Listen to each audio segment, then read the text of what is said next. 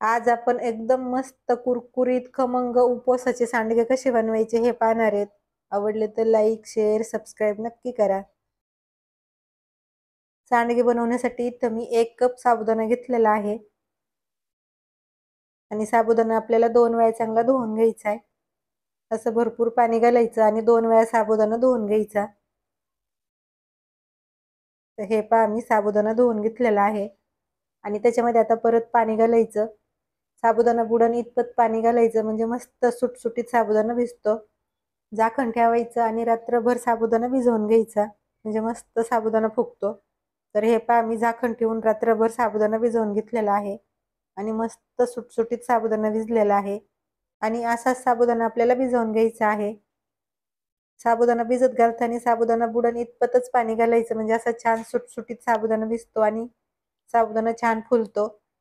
पाणी जर आपण जास्त घातलं तर साबुदाण्याचा थोडासा चुरा होतो, त्यामुळे साबुदाणा बुडन इतपत पाणी घालायचं आणि असा मस्त साबुदाणा भिजवून घ्यायचा. तर सगळं साबुदाणा असा हाताने मोकळा करून घेऊया आणि जरा वेळासाठी बाजूला ठेवूया आणि लगेच गॅसवर कढईमध्ये पाणी गरम करायला ठेवूया. तर सुरुवातीला आपल्याला 3 कप पाणी गरम करायला ठेवायचंय. तर हे पहा मी कढईमध्ये 3 कप पाणी घातलेलं आहे. पाण्याला चांगली उकळी आणून घेऊया. तर पाण्याला चांगली उकळी आलेली आहे. लगेच त्याच्यामध्ये भिजवून ठेवलेला साबुदाणा घालायचा. सगळं चांगलं एकत्र करून घ्यायचं आणि छान अशी ह्याला उकळी आली की बारीक गॅस करायचा आणि झाकण ठेवायचं. तर पहा सगळं छान असं मी एकत्र करून घेतलेलं आहे. इथं बारीक गॅस करायचा आणि झाकण ठेवून आपल्याला फक्त 6 ते 7 मिनिटं साबुदाणा शिजवून घ्यायचा आहे. साबुदाणा थोडासा आहे त्यामुळे पटकन शिजतो, जास्त वेळ लागत नाही. साबुदाणा शिजतोय तोपर्यंत त्याच्यामध्ये घालण्यासाठी आपण 2 बटाटे किसून घेऊया. तर इथं मी असे थोडेसे मोठ्या आकाराचे 2 बटाटे घेतलेले आहेत. पाव किलो बटाटे आहेत हे. तर लगेच बटाटा आपण किसून घेऊया. बटाटा असं किसणीने किसून घ्यायचं म्हणजे छान त्याचा लांब लांब किस तयार होतो. मी पाव किलो बटाटे घेतलेले आहेत. तुम्हाला जर थोडंसं कमी जास्त करायचं असलं तरी सुद्धा चालेल.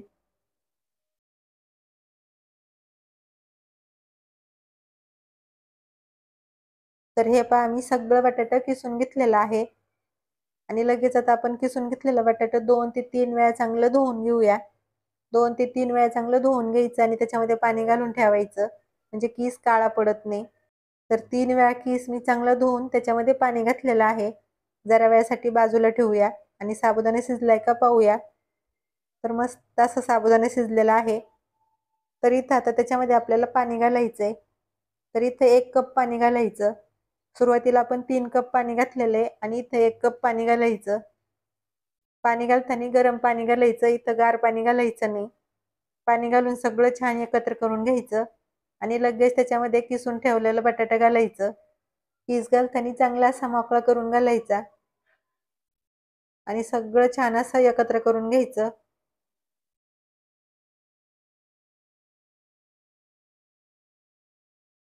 सगळं चांगलं एकत्र करून घ्यायचं आणि त्याच्यावरती झाकण ठेवायचंय.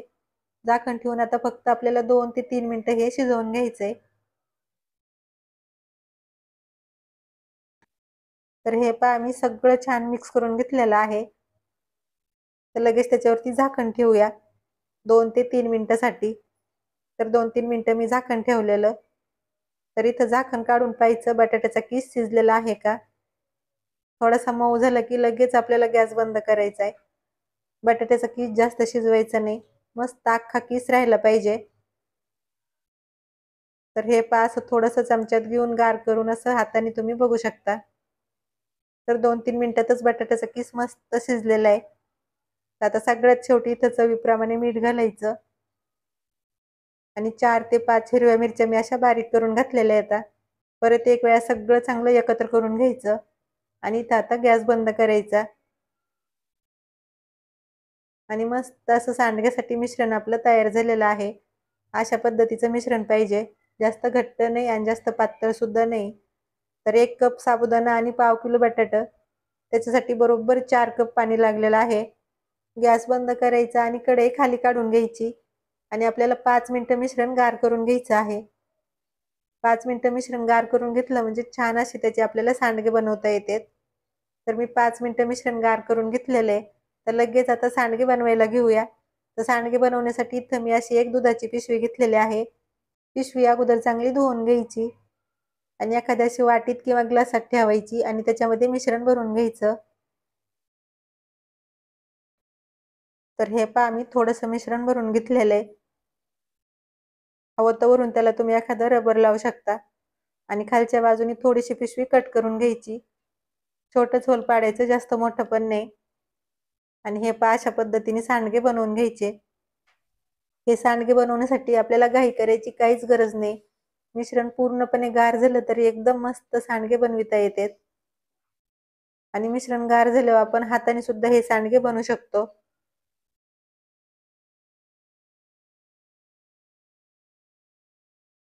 तर हे पहा इथं मी सगळे सांडगे बनवून घेतलेले आहेत आणि किती मस्त सांडगे तयार झालेत पहा.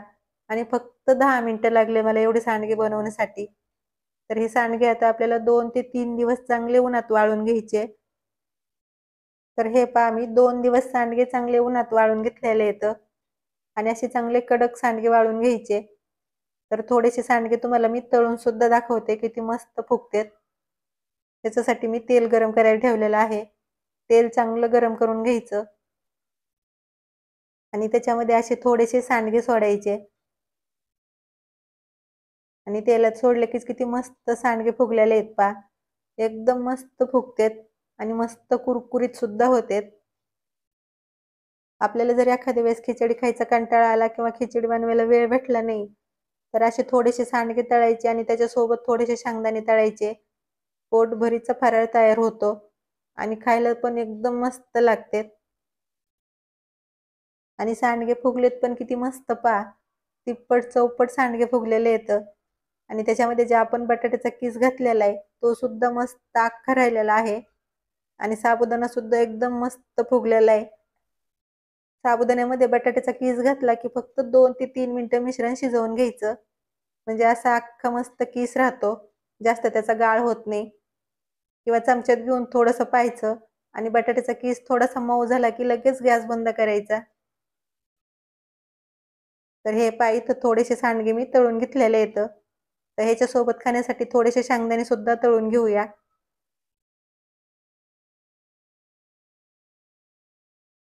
तर असे थोडेसे तेलात शेंगदाणे तळून घ्यायचे. सांडग्याबरोबर एकदम मस्त लागतात. तर थोडेसे शेंगदाणे सुद्धा मी तळून घेतलेले आहेत आणि 2-3 मिरच्या सुद्धा त्याच्यासोबत खाण्यासाठी मी तळून घेतलेल्या आहेत.